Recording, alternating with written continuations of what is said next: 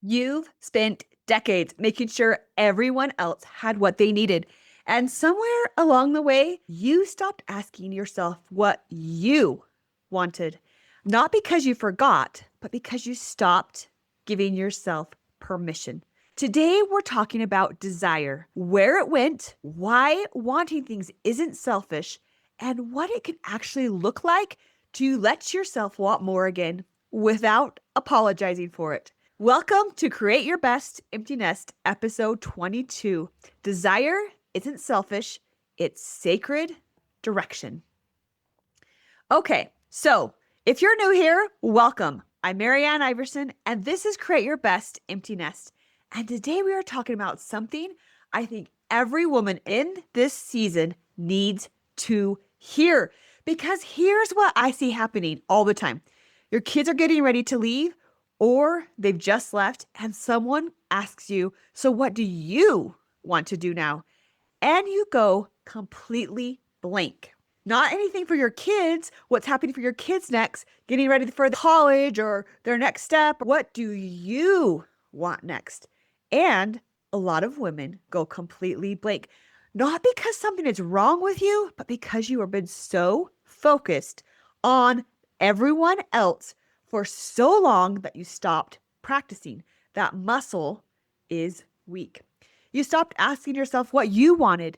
And now the question feels almost foreign. Maybe that's exactly where you are right now. Maybe you feel a little guilty even thinking about yourself. I see that a lot too with the women that I coach. Like wanting something for your own life is somehow taking away from the other people that you love. I get it. I've been exactly there. So today we're talking about 4 things. What desire actually is and why it matters. The moment you stopped letting yourself want things, my story of almost taking myself out of the very thing I was made to do, and what it would look like to honor your desires without judging them. By the end of this episode, I think you're going to really see desire completely different, not as something to feel bad about, but as the most honest signal you have about who you're here to be. Let's get into it. Okay, point 1. Your desires are your roadmap for your best life. Let me say that one more time. Your desires, what you really desire, is your roadmap for your best life. Okay, so first thing, I want to talk about what desire actually is, because I think we've gotten it wrong here. Most of us, somewhere along the way, we start treating desire as a problem. Wanting things for ourselves is somehow suspicious or selfish or prideful, or at least something to manage quietly and not talk about too much. Have you ever had someone ask, how are you really doing? And all you do is talk about your kids. This happened to me recently. One of my friends were like, how are you doing? And I told her about my daughter that's going on a mission and my son who just got engaged and my other son who just had a baby. Nothing about how I was doing, what my desires are. It's what we've practiced. It feels foreign. So today I want to push back on that hard. Think about the last time someone asked you what you wanted for dinner. What did you do? You probably said, I don't care, or whatever works for everyone else, right? We are so practiced at that. And honestly, for years, that habit is love. It really is. And you're keeping the peace. You're putting your family first. You're being generous. You're trying to make things work, trying to juggle all the different kids' needs and your husband's and schedule and all that stuff. So somewhere, for a lot of us, it stopped being a choice and started just being a reflex, what we did normally, naturally, without thinking about it. And you stopped asking yourself what you wanted because you just stopped thinking about yourself as someone whose wants mattered. And that's the part I want to call out today, because there is a real difference between being generous and erasing yourself. And most of us cross that line so gradually, we didn't even see it happening. And here's what I know for sure. What breaks your heart or lights you up, both of those are clues. Your desires aren't random. They aren't noise. They are your internal compass pointing you directly toward your own life. Think of it like this. It's like a little kid who's been tugging at your sleeve for years, tugging. And you keep saying, just a minute, I'll get to you. And that kid is still there. still tugging, patient, probably more patient than a toddler, but he's still tugging, waiting for you to finally turn around and say, okay, what do you need? Your desires are that kid. They haven't gone anywhere. They're just waiting for you to turn around. And here's what I really want you to hear. Your desires are your roadmap to your best life, not someone else's map, yours. The things you want, the things that pull at your sleeve, the things that you keep thinking about and then talking yourself out of, those aren't distractions. Those are directions. So let's start there. Let's actually figure out what's on your map. So here's your practical take-home tip. In my next chapter roadmap program that I walk women through this whole thing of getting back into your desires, one of the things we do is the 20 things bucket list. I got this from a friend of mine that I asked her, what was the best thing you did when you became an empty nester? And she told me this 20 desires bucket list. So one thing I want you to do after this episode is grab a piece of paper and write down 20 things you want. 20, uncensored. And a lot of women in my program, this is really hard to do. They might get 5, but getting to 20 is hard and it will take time. The friend of mine who I asked about doing this, she said she had to ask her kids and her husband, and what do I like? What do I want? And just trying to tune back into yourself. But start it and keep adding to it. So it could be a trip that you wanted to take or a skill you wanted to learn, a feeling you have that you want more of. I love that one. Something you have that you love and dropped 15, 20 years ago, a conversation you want to have, a business idea that just keeps coming up. Anything, just write it down. Do not edit it. Do not talk yourself out of anything. If it comes up, write it down. I have it on my phone in a notes app. Those are not silly. They're not indulgent. This is your roadmap, and you were just getting started. Okay, number 2, I want to ask you something that might feel a little bit uncomfortable. When did you stop giving yourself permission to want things? And you might think, what are you talking about? But let's talk about this a little further. Not like the exact date of when you stopped, but think about it. There was probably a time when you knew exactly what you wanted. When you were younger, you had dreams and ideas of things that you were so excited about. And then life happened. You got married, you had kids, you poured yourself into building your family, and that was good and right and beautiful, and we chose that. That's what we wanted. But somewhere in there, you also started saying, I'll get to that later. And later kept getting pushed back. And now I have a friend who I just talked to. She's in the thick of it. She's got a lot of kids at home. And she told me she has this list of do it later. I'll do it later. I'll do it later, which totally makes sense when she has all these kids at home. She's running them all the places, helping them develop all those things. It makes sense. And for her season, that's perfect. But now we're in this different season and trying to tune back into what did I put on that someday I'll get to it later list. And now here you are, and you're not even sure what you want anymore. What did we put on that list ever, right? Okay, so in high school, there was a drill team. I wasn't on it, but I would cheer them on, right? And they were really good. They took state year after year after year. And one of the things that they would do when they got on the drill team in the spring is they had to learn how to ride a unicycle, because in the parades, all the parades in the summer, they would ride unicycles and they would like do these little routines, and oh wow, it was amazing. I can't believe it. I don't even know how they did it, but it was just part of that great desire. So would have to learn how to do it. And I would watch them. I'd see friends who would try to do it and just start to do it. But they had that desire because in order to be on the drill team, in order to be in those parades, they had to learn how to do it. So it was worth it. And I'm not kidding. It was a whole thing. So nobody got on a unicycle on day one and just rode it, right? They fell, they wobbled, they probably looked ridiculous. I would watch some of my friends try to learn it. It looked really hard. And then they'd get back on after they fell off, and they'd fall again, and then they get back on again. And the one thing that got them through that is that they wanted it. They genuinely wanted to be able to ride it, to be part of that drill team, to be in those parades. So they kept getting back on and back on and back on. They desired it very strongly. And they genuinely wanted to ride in that parade on a unicycle, and they thought it was worth all the messy, uncomfortable, embarrassing action, practice it took to get there. And it was amazing in those parades. They would do these routines all on a unicycle, and it would get everyone's attention. It was awesome. That is exactly how desire works in your season of life too. You don't have to know how yet. None of them knew how to ride a unicycle. You don't have to be good at it yet. None of them were good at it yet. You just have to want it deep enough to keep getting back on that unicycle, back on, listening, desiring, wanting, learning, growing. But that's what happens when you've been out of practice for a long time. The question, what do I want, starts to feel impossible. Like you genuinely don't know. And that's what happens when I ask my clients this question. They genuinely don't know. They haven't thought about it. The vessel is out of practice. The part of you went quiet for so long that you can't even find it anymore.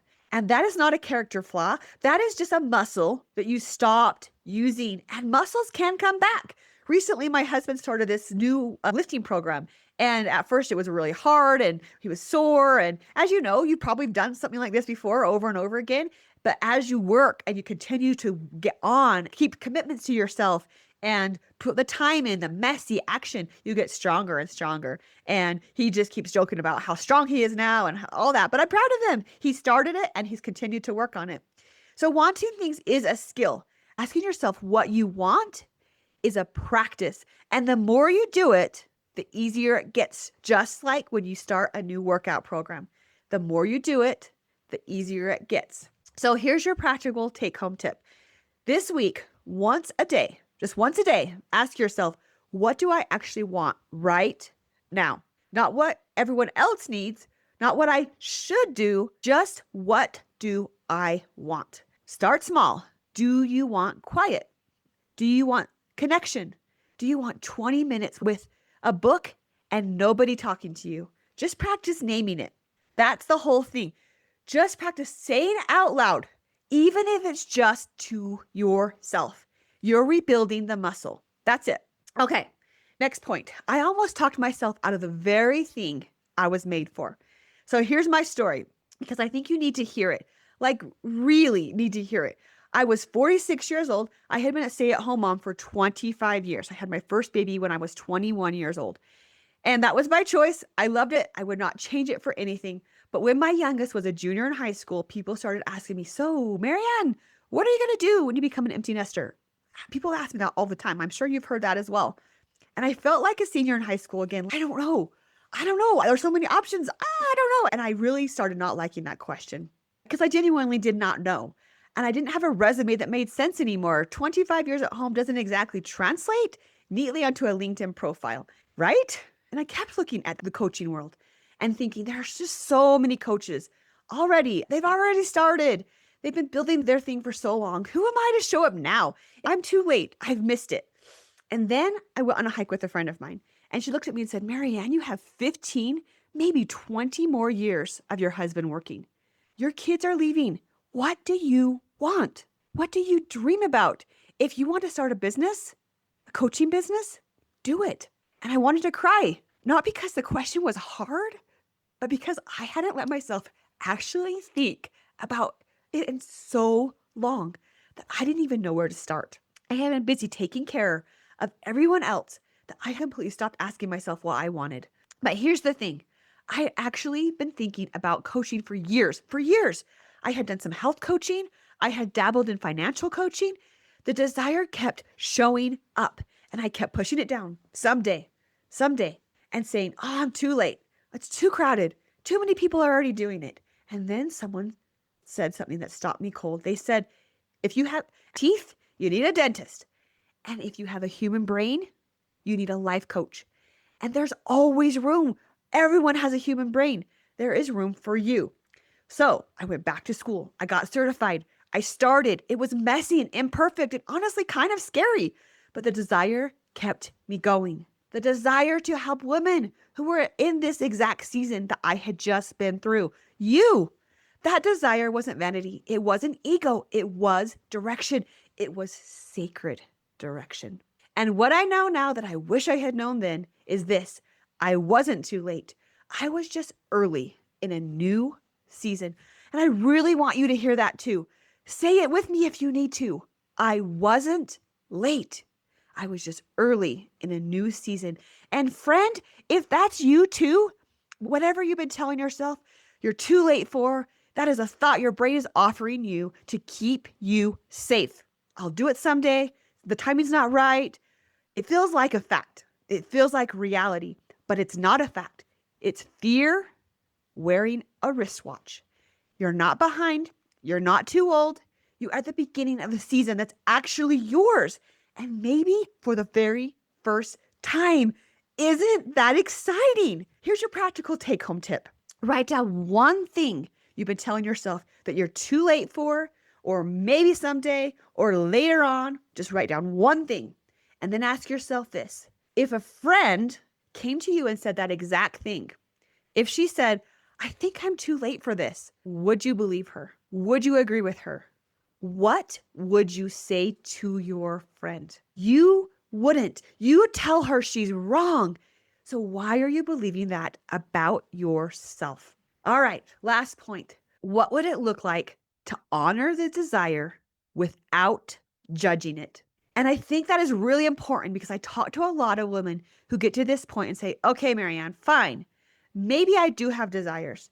Maybe it's not too late, but I still don't know how. I don't know how that would actually work. And I hear you. I really do. So I want to tell you about my daughter who ran a marathon about a month ago. She sprained her ankle at mile 19 and she started to slow way down.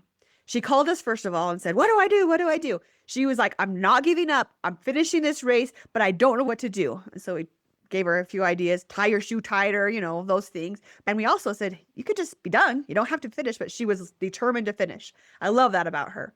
But she did start slowing way down and it got harder and harder. And she was probably thinking, oh, why am I doing this? Maybe I should drop out, and calling us about it and just stopping because it hurt. And this was hard. And maybe it just wasn't meant to be. And this guy was running the same race with her.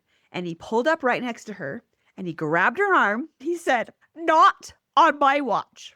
And he ran with her. He helped her keep her pace. He didn't fix her ankle. He didn't make the miles disappear, but he showed up behind her and said, we are finishing this. And she did. She finished the race on a sprained ankle. This is what desire does for you. It doesn't fix everything. It doesn't hand you a step-by-step plan. But when you actually let yourself want something, when you stop dismissing it and start honoring it, it grabs your arm and says, not on my watch. It keeps you moving, even when it's hard and uncertain and you don't have it all figured out. And I also want to say this because it matters to me, and I think it might matter to you too. You were made by a creator to create. That is not an accident. That pull you feel towards something that lights you up, that thing you keep thinking about, that idea that keeps coming back no matter how many times you push it away, like that tug at your sleeve, you push it away, push it away, push it away. That is not vanity. That is not selfishness. That is sacred direction. That is on purpose. You don't need to have it all figured out because you let yourself want it. You don't need to have a plan. You don't need permission from anyone. You just need to stop arguing with the pull. Stop calling it silly. Stop waiting until you're ready, because ready is not a feeling that shows up before you start. It shows up after. And if you want a little direction, taking that first step, come talk to me. The Next Chapter Jumpstart call is free, and that's literally what it's designed for. So, your practical take-home tip, go back to your list of 20 things. Pick one, not the biggest and scariest one, a medium one, and take one micro step towards it this week. Just one. Google it, write about it for 10 minutes, tell one person about it, buy one book, one step. That's it. That's how it starts. Okay, so here's what I want you to walk away with today. Your desires are your roadmap to your best life. The best is yet to come, and that starts with following your desires. They are not noise. They are not selfish. They are information, and they are pointing you towards something really good. You are not too late, not even a little bit. You are early in a new season, and there's so much good ahead for you. And you do not need a place to start. You just need to stop arguing with that pull at your sleeve and take one small step. Now, if this episode stirred something in you today, I want you to know there is a next step available to you right now. of a free Next Chapter Jumpstart call. It's just you and me, and we figure out what you actually want and what's standing in the way. And I teach you one small shift you can start today to help you create your next chapter. Seriously, let's talk. You can grab a spot at marianneiverson.com/call. That's Marianne with an I and an E on the end, .com/call. I'd love to talk to you. And hey, if this hit you today, please share it with a friend, because I promise you there's a woman in your life who needs someone to say this to her. Send it to her. Be that person for her. Okay, go write your list. Go take your one step. And remember this, your desires are not the problem. That's the whole point. Your desires are not selfish. They are sacred direction. You don't need to be ready. You just need to be willing. I'll see you next time. If this felt familiar, you're not alone. I created a short quiz, Who Am I, after the kids leave. It helps you name what actually is going on for you in this season and what you might need next. You'll find the link in the description. And if you want more conversations like this, you could subscribe. I'm here every week.